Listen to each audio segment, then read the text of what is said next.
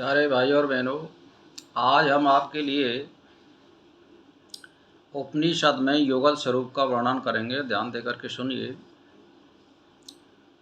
कि भारत के आर्य सनातन धर्म में जितने भी उपासक संप्रदाय हैं, सभी भिन्न भिन्न नाम रूपों और विभिन्न उपासना करते चले आ रहे हैं तथा एक शक्ति की पूजा करते हैं वो किसी भी रूप में करते हैं, लेकिन वो शक्ति की पूजा करते हैं। उसी को हम भगवान, ईश्वर, परमात्मा या ब्रह्म, आत्मा नाम से पुकारते हैं। तो अवश्य इसमें कोई मानता नहीं है किसी शक्ति को, तब भी वो उस शक्ति के बगैर खुद नहीं चल सकता है, इसीलिए उसकी पूजा तो करनी पड़ेगी। तो भगवान के शक्ति समन्वित रूप को ही युगल स्वरूप कहते हैं। निराकारवादी उपासक भगवान को सर्वशक्तिमान बताते हैं और साकारवादी भक्त उमा, महेश्वर, लक्ष्मी, नारायण, सीता, राम, राधा, कृष्ण आदि मंगलमय स्वरूप में उसका भजन करते हैं। महाकाली, महालक्ष्मी, महासरस्वती, दुर्गा, तारा, उमा, अन्नपूर्णा, सीता, राधा स्वरूप एक ही भगवत स्वरूपा शक्ति के हैं, जो लीला वैचित्र रूप की सिद्धि के लिए विभिन्न रूपों में अपने धाम विशेष में नित्य विराजित है। यह शक्ति नित्य शक्तिमान के साथ है। शक्ति है, इसी से यह शक्तिमान है, इसीलिए वह नित्य युगल स्वरूप है। पर वह युगल स्वरूप वैसा नहीं है जैसे दो परस्पर निक्षेप संपूर्ण स्वतंत्र व्यक्ति या पदार्थ किसी एक स्थान पर स्थित हों। वे वस्तुतः एक होकर भी पृथक प्रतीत होते हैं। उनमें से एक का त्याग कर देने पर दूसरे के अस्तित्व का परिचय नहीं मिलता है। इसीलिए भाई और बहनों से मैं तो एक ही कहना चाहता हूँ कि जितने भी वेद मूलक उपनिषदों में ही इस युगल स्वरूप का प्रथम स्पष्ट परिचय प्राप्त होता है। उपनिषद जिस परम तत्व का वर्णन करते हैं उसमें मुख्य दो स्वरूप हैं, एक सर्वातीत और दूसरा सर्वकारणात्मक। सर्वकारणात्मक स्वरूप के द्वारा ही सर्वातीत संधान प्राप्त होता है और सर्वातीत स्वरूप ही सर्व कारणात्मक स्वरूप का आश्रय है। इसीलिए सर्वातीत स्वरूप को छोड़ दिया जाए तो जगत की कार्य कारण श्रृंखला ही टूट जाए, इसमें अप्रतिष्ठ और अनावस्था दोष आ जाएगा। इसीलिए भाई और बहनों से मैं एक ही बात कहना चाहता हूँ कि जैसे मान के चलिए जिसने जो परमात्मा को प्राप्त किया है तो वो आपसे क्या शब्द कहेगा। का भाई मान के चलो कि भगवान का किसी को देवी का साक्षात्कार हो गया, किसी को भगवान राम का हो गया, किसी का साक्षात्कार कृष्ण का हो गया, हनुमान का हो गया, महादेव का हो गया, तो आपको साक्षात्कार के समय वो यही कहता है कि पदार्थों को यह वह नहीं, यह वह नहीं, यानी नेति नेति कहकर उनसे विरागी होकर वह अनुभव किया कि यह परम तत्व ऐसा जो ना कभी देखा जा सकता है और ना ग्रहण किया जा सकता है और ना उसका कोई गोत्र, ना कोई उसका वर्ण है, ना उसके चक्षु और ना कर्ण और ना हाथ पैर, वह ना भीतर प्रज्ञा वाला ना बाहर प्रज्ञा वाला, ना दोनों प्रकार की प्रज्ञा वाला, ना प्रज्ञा घन, ना प्रज्ञ ना अप्रज्ञ, वह ना देखने में आता है ना उसको कोई व्यवहार में ला सकता है, ना वह पकड़ में आता है, ना कोई लक्षण और चिन्ह है, जिसके संबंध में ना चित्त से कुछ सोचा जा सके और ना वाणी से कुछ कहा जा सकता है। जो आत्म प्रत्यक्ष सार है, प्रपंच से रहित है, वह शांत शिव और अद्वैत है।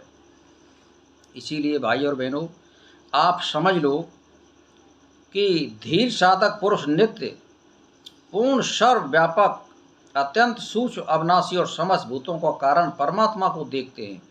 उन्होंने यह भी अनुभव किया कि जब वह दृष्टा उस सब के ईश्वर ब्रह्मा के भी आदि कारण संपूर्ण विश्व के सृष्टा दिव्य प्रकाश स्वरूप परम पुरुष को देख लेता है, तब वह निर्मल हृदय महात्मा पाप पुण्य से छूटकर परम शाम को प्राप्त हो जाता है।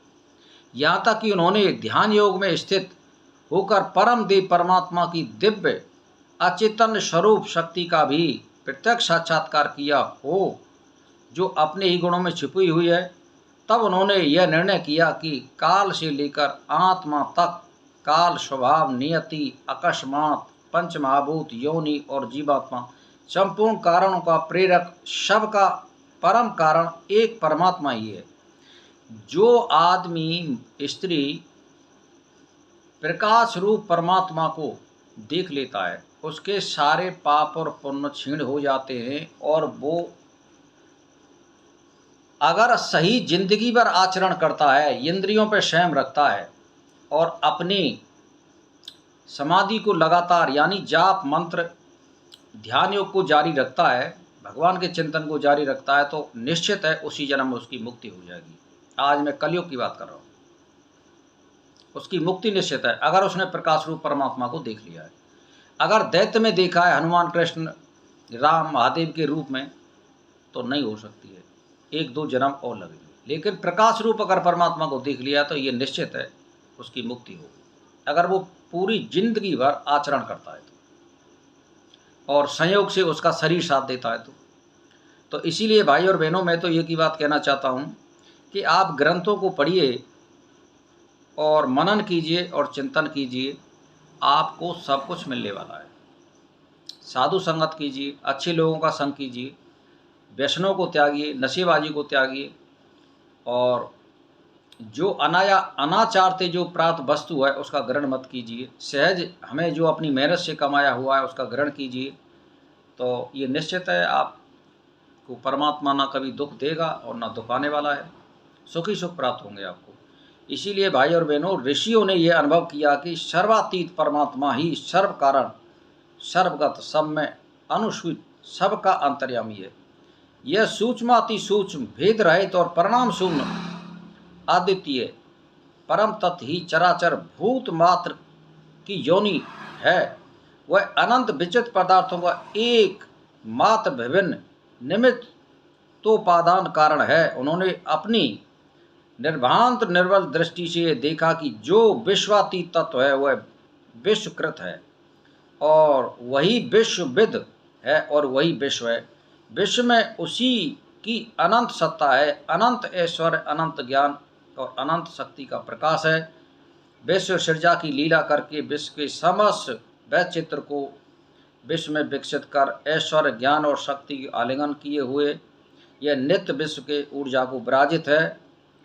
तो इसीलिए भाई और बहनों, मेरा तो एक ही मतलब है कि आप मुक्त कंठ से ये भी कह दिया है ऋषि मुनियों ने कि उस सत्य परमात्मा ने ईक्षण किया, यानी इच्छा की कि मैं बहुत हो जाऊं, अनेक प्रकार से उत्पन्न हूं, तो वो फिर प्रवृत्ति की ओर जाता है। और अगर आपने साक्षात्कार कर लिया प्रकाश रूप में, तो वो मुक्ति की ओर जाएगा और वो निर्वृत्ति की ओर चला जाएगा। कहने का मेरा मतलब ये है। इसीलिए भाई और बहनों, आप ज़्यादातर अच्छे ग्रंथों का अध्ययन कीजिए, उपनिषदों का अध्ययन कीजिए, वेदों का कीजिए, 6 शास्त्रों का कीजिए, विचार सागर का कीजिए, वशिष्ठ का कीजिए, महारामायण का कीजिए, और भी बहुत से अच्छे ग्रंथ हैं। तो इसीलिए भाई और बहनों, आज के टॉपिक में हम यहीं पर नमस्कार करते हैं। मेरा नमस्कार स्वीकार करें।